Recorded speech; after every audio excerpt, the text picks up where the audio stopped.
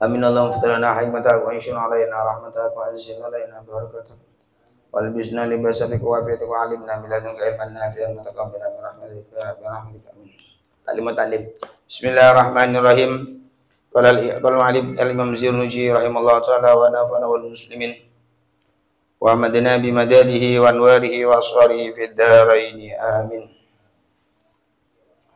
Bismillahirrahmanirrahim.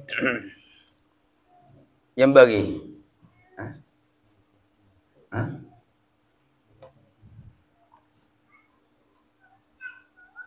wa yuqaddimu ilma at-tauhid wal ma'rifati wa ya'rifu Allah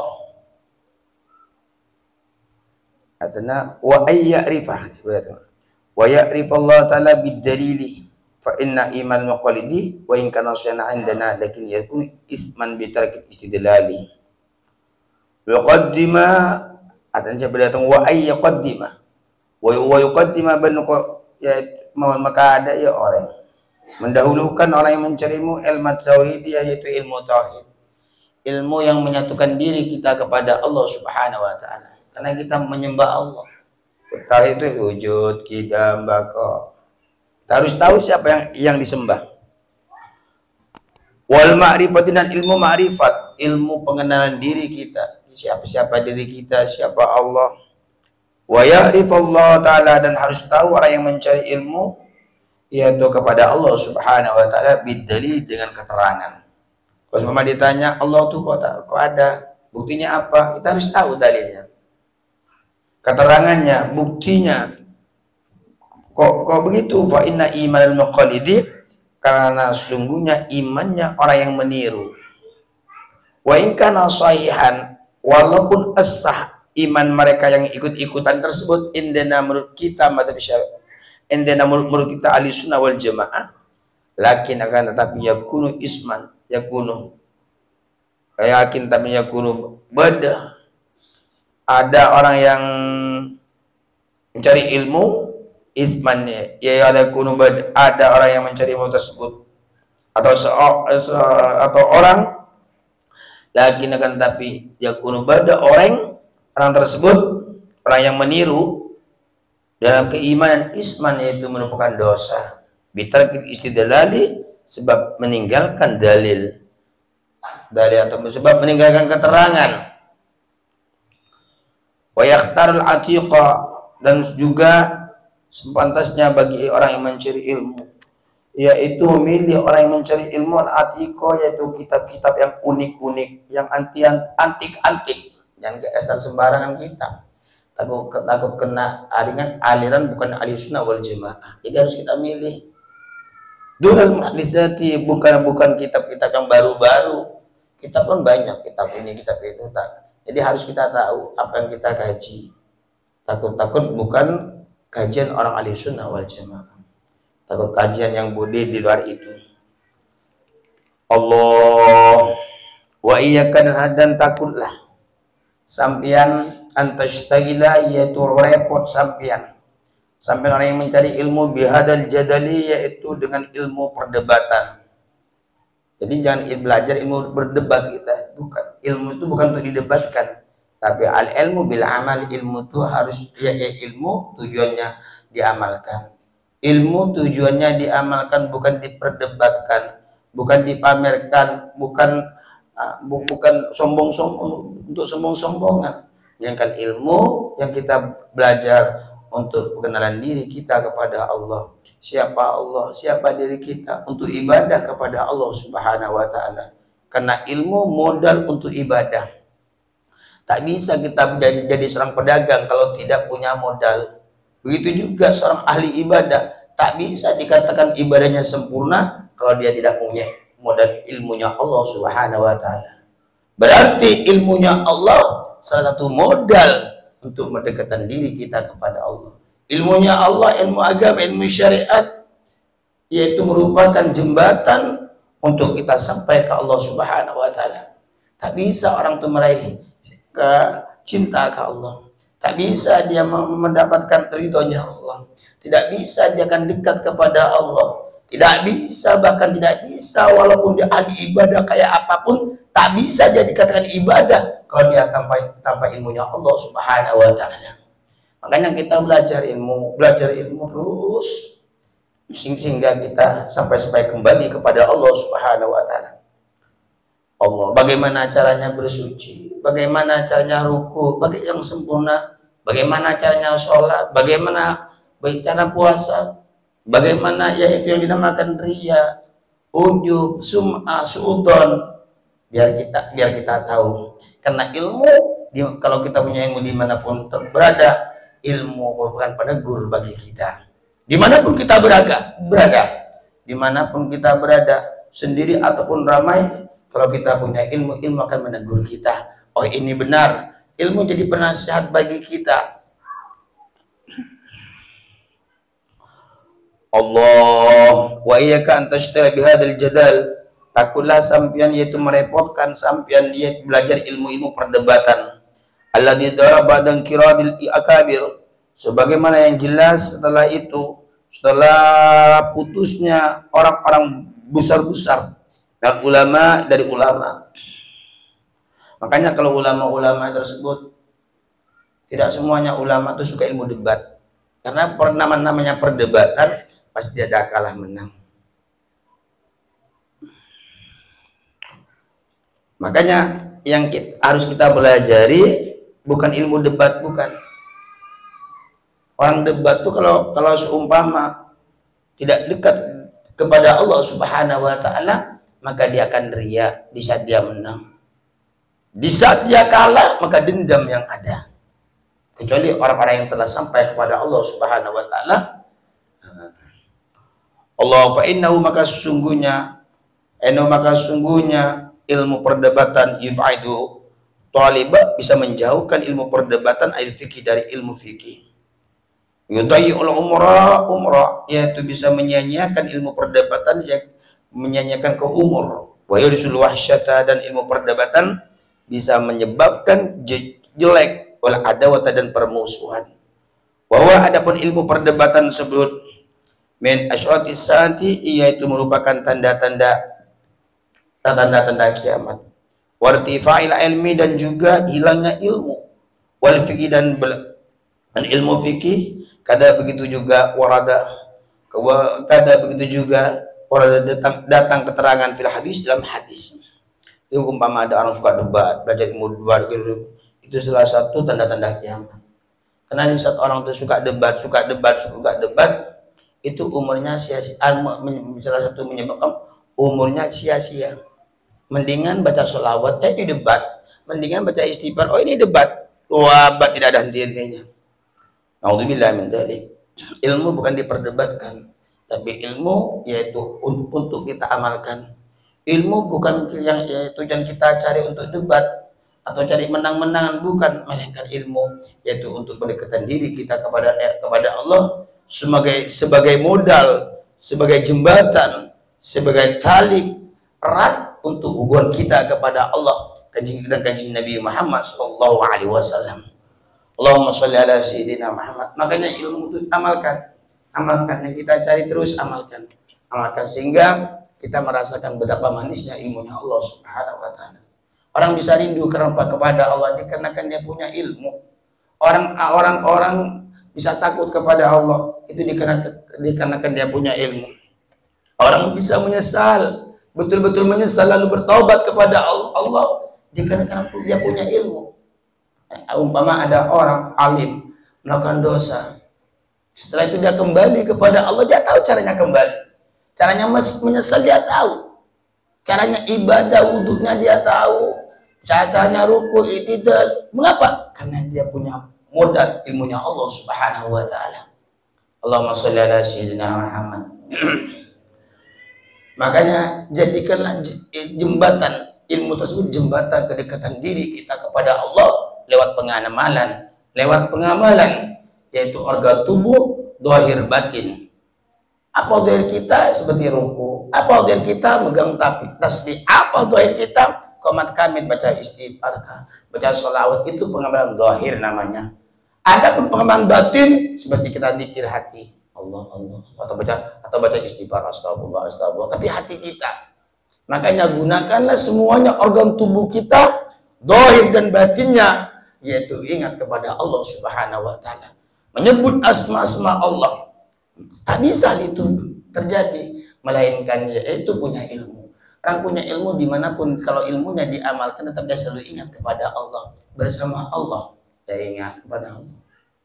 Dia ingat sama baginda Rasul, perintah-perintah baginda Rasul. Kalau dia baca sholawat, makanya orang itu walaupun dia melakukan dosa, umpama mau dibilang melakukan dosa, tapi punya ilmu, taubatnya itu cepat, karena dia udah tahu jalannya. Seperti sampean mau ke Pontianak, tidak tahu jalannya, sampean kelantur, sampean kemana-mana. Tujuan sampean yaitu Gajah Mada, Pontianak, Hotel Gajah Mada, Pontianak sampean, tapi tidak tahu arah Pontianak itu mana. Umpama tidak tahu mau kemana sampean, mau nginep di Gajah Mada, tapi Pontianak tidak tahu, jalannya tidak tahu, apalagi hotelnya. Itu gambaran daripada orang-orang yang tidak punya ilmunya Allah Subhanahu wa taala. Adapun orang yang punya ilmu, umpama dia tujuannya Pontianak, Gajah Mada, cuman dia masih berhenti.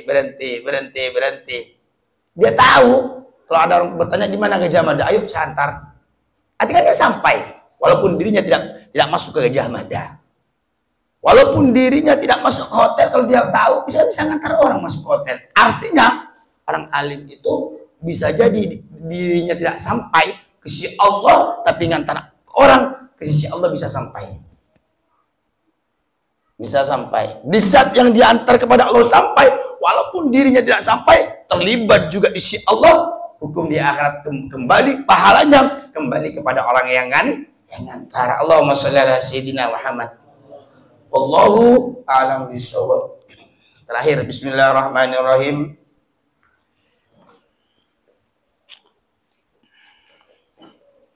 Qala Syekh al-Imam Syekh al-Imam Abdul Rahim bin Ahmad al-Qadhi rahimahullah ta'ala wa nafa'ana wal muslimin wa amadana bimadadihi wa anwarihi wa asfarihi fid dharaini amin. Bismillahirrahmanirrahim. Walladhi, ini perkataan mereka Jibril alaihissalam. Walladhi ba'athaka bil haqqi nabiyyan law anna rajulan min ahli nar law walladhi demi addad. Ini diskusinya mereka Jibril dengan kanjeng Nabi Muhammad sallallahu alaihi wasallam. Di saat Rasulullah minta sifat, kayak apa Rasulullah neraka itu, di antaranya apa kata mereka Jibril? Walladhi ba'athaka bil haqqi nabiyyan, walladhi demi addad ba'athaka yang telah mengutus Allah dan Allah kepada engkau Nabi, kepada engkau Muhammad bil haqqi, dengan hak sebenarnya diutus Nabi, yang diutus sebagai Nabi. Lau anna rajulan, andai kata ada satu lelaki min ahlin nar, yaitu dari ahli neraka, demi Allah Rasulullah, demi Allah yang telah mengutus engkau sebagai Nabi yang hak, andai kata ada orang ahli neraka satu, yu'adzabu bil maghrib, yaitu disiksa laki-laki, yaitu di sebelah barat, lakhtar minal masyriqi, yang ini saya akan terbakar gobong, terbakar minal masyriqi, dari sisi timur, minal masyriqi dari sebelah timur, min syiddati adabiha, dari sangatnya siksanya neraka tersebut, harruha, panasnya neraka, syadidatun, yaitu merupakan sangat dahsyat, waqa'uha, adapun dalamnya, rek-rek neraka maksudnya, waqa'uha, adapun dalamnya neraka, ba'idun, yaitu sangat jauh, tidak bisa diukur, tidak bisa dikira-kira kayak apa dalamnya, jurangnya neraka tersebut. Wahabatahan nas, dan akan jatuh ke neraka an-nasu, yaitu manusia, wal hajaratu, dan batu-batu yang disembah oleh manusia di dunia. Wasyarabuha, adapun minuman neraka, al-hamim, yaitu merupakan air hamim. Wasadidu, dan minuman orang neraka, wasadidu, dan nanah-nanah. Nana dari siapa? Nana dari orang yang pezina waktu di dunia dia mati belum bertobat kepada Allah Subhanahu wa taala. Nana siapa? Mereka yang suka makan riba sewaktu dunia, makan haram yang dia makan. Hak-haknya orang, hak-haknya anak yatim dia makan. Nanti perutnya meletus pelan nana itu. Wa siwabuha, adapun pakaian ahli neraka. Wa pakaian orang neraka tersebut min qatiratin, dari tembaga yang panas, sangat panas. Wahai Rasulullah, andai kata ada seorang lelaki Rasulullah lalu dibakar dari sebelah barat, andai kata disiksa di sebelah barat, dan laki-laki disiksa sebelah barat, maka umpama disiksa oleh malaikat, disiksa, maka yang terbakar bukan hanya saja manusia yang di barat, makhluk dari barat sampai ke timur terbakar semua, gobong api, hancur semua. Padahal yang disiksa sebelah barat, kok bisa hancur semua? Saking panasnya, meledak semua. Dari saking panasnya siksa neraka, saking dahsyatnya siksa nerakanya Allah Subhanahu wa taala. Makanya bisa, andai kata bocor dari lubangnya kecil lubang neraka, umpama tembus ke bumi kayak lubang jarum, maka dunia akan hancur semua. Apalagi seperti ini, ada lagi yang disiksa di sebelah barat, hangus semua ini sampai ke timur. Naudzubillah, saking dahsyatnya. Jadi neraka itu tidak bisa diangan-angan kayak apa panasnya, karena tidak ada perbandingan yang pas saking dahsyatnya nerakanya Allah Subhanahu wa taala. Dalamnya neraka, dalamnya itu tidak bisa diukur. Andai kata kalian tuh melempar batu dari atas sampai ke penghuni ujung neraka, 1000 tahun baru sampai batu. Saking dalamnya api neraka tersebut, 1000 tahun baru sampai ke bawah. Bayangkan kayak apa dalamnya, jurangnya neraka tersebut. Allahumma sholli ala Muhammad. Dan semua manusia, orang ahli neraka, dia akan pasti terjatuh ke jurang neraka. Dan batu-batu yang pernah disembah, batu-batu yang dibawa ke maksiat, naudzubillah, dan juga akan Allah masukkan ke neraka. Patung-patung yang pernah disembah, batu-batu yang pernah dibawa ke maksiat, ikut juga ke neraka. Allah lemparkan, malaikat lemparkan ke dalam api neraka, ke jurang neraka. Jadi kan kirinya itu api semua. Jadi ukuran dunia yang mau sampai ke dasarnya itu ukuran 1000 tahun lamanya, saking dalamnya nerakanya Allah Subhanahu wa taala.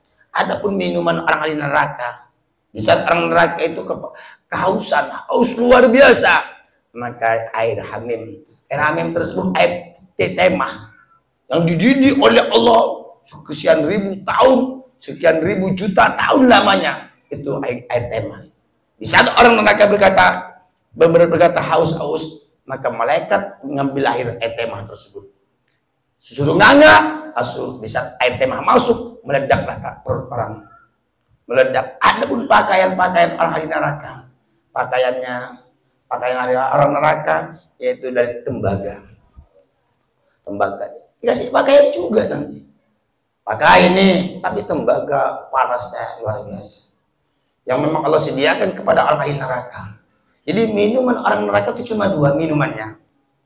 Kalau di minumannya ada yang pertama hamim, air tema yang sudah dipanggang oleh Allah, sudah dimasak sekian ribuan tahun oleh Allah, jutaan tahun oleh Allah. Sebelum Allah menciptakan kita, air tema yang dididih sampai sekarang. Bayangkan, sebelum Allah menciptakan dunia dan isi-isinya, air tema sudah ada.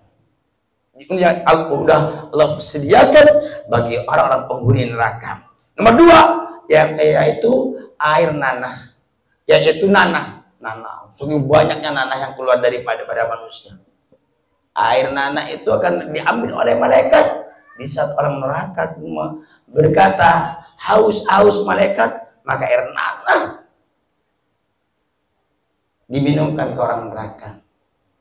Air nanah yang ada di neraka, andai kata diambil satu tetes saja, setetes, jangan sampai satu gelas diambil setetes, maka niscaya orang dunia akan mati. Saking busuknya, saking parahnya nanah tersebut. Andai kata diambil satu tetes nanah yang ada di neraka, nanah yang Allah untuk yang sudah dipersiapkan kepada orang ahli neraka nanti untuk minumannya, diambil satu tetes lalu disimpan ke dunia, maka semua penghuni dunia akan mati. Manusianya mati, jinnya mati, binatang-binatang sapinya juga mati, saking baunya menyengat. Luar biasa ini air nanahnya. Makanya semoga kita diselamatkan oleh Allah dari kobaran api neraka, dan matinya kita husnul khatimah, dan kita semoga tidak mati melainkan tobat kita diterima oleh Allah. Semoga umur kita semakin hari semakin tua, barokah insyaallah subhanahu wa ta'ala. Wallahu a'lam bishawab.